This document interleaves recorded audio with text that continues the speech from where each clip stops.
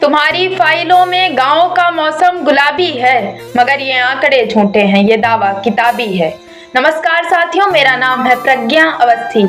मैं राष्ट्रीय सेवा योजना की स्वयं सेविका के रूप में आप सभी के समक्ष प्रस्तुत हूँ तथा मैं एक राष्ट्र एक चुनाव के पक्ष में आप सभी का ध्यान केंद्रित करना चाहती हूँ। देखिए, भारत में ऐसा पहली बार नहीं हो रहा है जब एक राष्ट्र एक चुनाव की बात की जा रही है। इससे पहले 1951 से 1967 तक लगातार 4 बार चुनाव हुए जो एक राष्ट्र एक चुनाव के तहत संपन्न किए गए। परंतु वर्तमान की जो निर्वाचन प्रणाली है वो ऐसी नहीं है।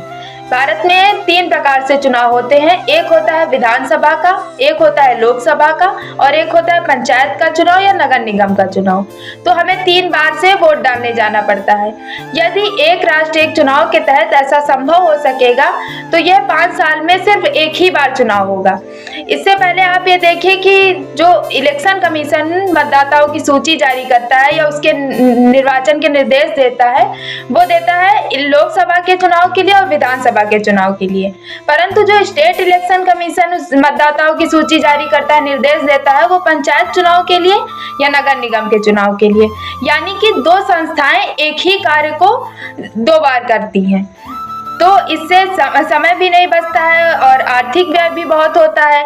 सबसे पहली बात तो कि जो सुरक्षा बलों की तैनाती की जाती है या उसके लिए जो स्टाफ लगाया जाता है वो अधिकारियों का वर्ग होता है, शिक्षकों का वर्ग होता है। यानी कि जो शिक्षक अपना कार्य बच्चों को पढ़ाने में कर रहे होते हैं वो आके निर्वाचन करवा रहे होते हैं। ये बात 5 साल में एक बार हो तो अच्छी है, लेकिन यदि ये हर साल होती रहे, क्योंकि देखिए कि एक भारत में कहीं ना कहीं चुनाव हो रहे होते हैं किसी ना किसी राज्य में, तो जो सरकारें होती हैं वो हमेशा इलेक्शन मोड में रहा करती हैं।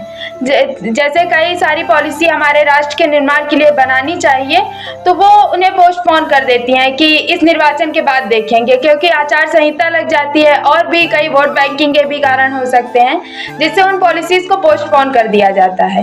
परंतु इसके लिए एक राष्ट्र एक चुनाव के लिए हमें अपने संविधान में संशोधन की भी आवश्यकता है। यदि ऐसा संविधान में संशोधन के पश्चात संभव हो सकेगा तो यह यकीनन भारत के विश्व गुरु होने के और विकसित भारत के निर्माण के लिए बहुत अहम कदम होगा।